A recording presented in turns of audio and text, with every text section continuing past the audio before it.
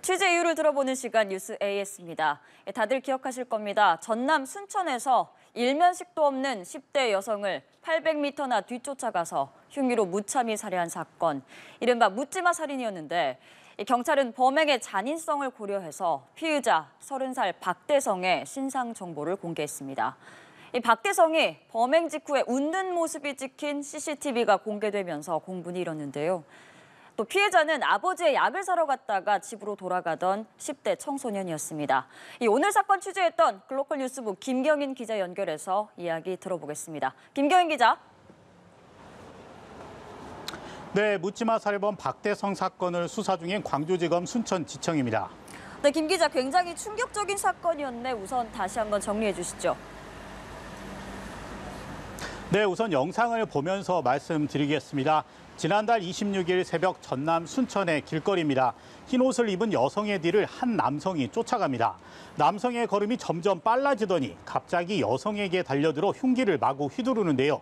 넘어진 여성이 몸부림치며 저항하지만 공격은 계속됩니다. 그 사이 행인이 다가오자 흉기를 휘두르던 남성이 주차장 방면으로 맨발로 도망칩니다. 흉기에 찔린 여성은 18살 A양이었는데요. 행인의 신고로 병원으로 옮겨졌지만 결국 숨졌습니다.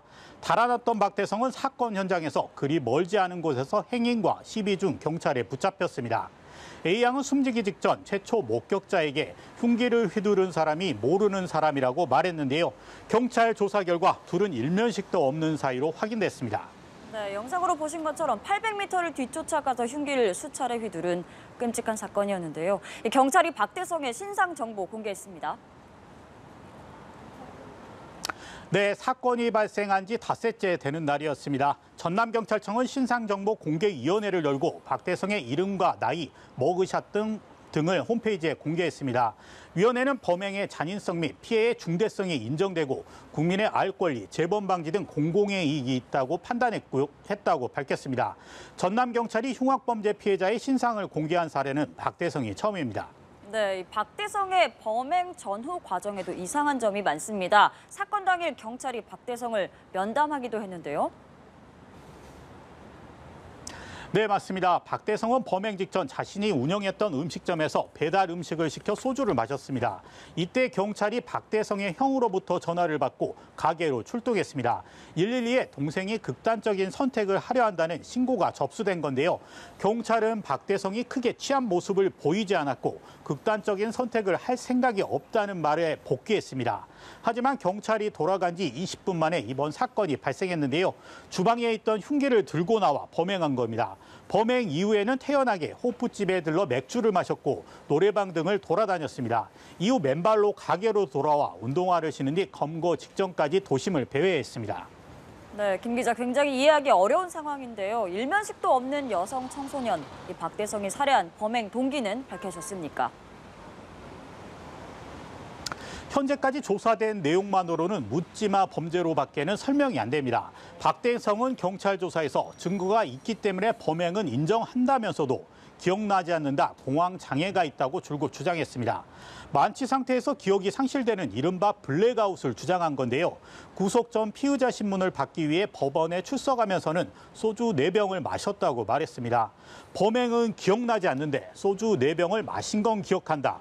이른바 주치 감형을 위해 선택적으로 자신에게 유리한 말만 하는 것이라는 분석도 있는데요. 지난 4일 검찰로 송치되는 과정에서는 말을 바꿨습니다. 직접 들어보시죠. 기억 전혀 안 나요? 조금씩 나고 있습니다. 조금씩 어디까지 기억이 나요? 여학생만 노린 거 아닙니까? 조금씩 기억난다. 처음에는 기억이 안 난다고 했다가 조금씩 기억이 난다 이렇게 말을 바꾼 건데 정작 왜 피해자를 노렸는지에 대해서는 대답을 하지 않았네요. 네, 맞습니다. 왜 피해자에게 흉기를 휘둘렀는지, 왜 범행했는지, 반성하는지 등 질문에는 일절 답하지 않았습니다. 경찰 조사에서도 범행 동기를 제대로 진술하지 않았습니다. 다만 박대성은 폭력 등 다수의 전과가 있는데요. 경찰 조사에서 술을 마시면 폭력성이 있다고 진술했습니다. 조사 결과 박대성은 석 달 전 사귀던 여자친구와 헤어졌고 가게는 개업한 지 얼마 안 돼 문을 닫았습니다. 피의자는 이성적, 경제적으로 힘들어서 술을 많이 마신 상태입니다. 평소에도 술을 많이 마시고요. 범행 전에도 술을 마시고 취한 상태로. 네, 김 기자, 박대성이 범행을 저지른 직후에 달아나면서 입꼬리를 올리며 웃는 모습이 CCTV에 찍혔습니다. 굉장히 소름 끼치는 장면인데 이 상황 어떻게 이해를 해야 합니까? 네, 그렇습니다. 범행 직후 달아나면서 찍힌 영상인데요. 맨발로 거리를 배회하는 박대성이 입꼬리를 올리며 씩 웃는 모습입니다. 이뿐만이 아닙니다. 박대성은 지난 4일 검찰로 송치되는 과정에서도 또 웃는 모습을 보였습니다.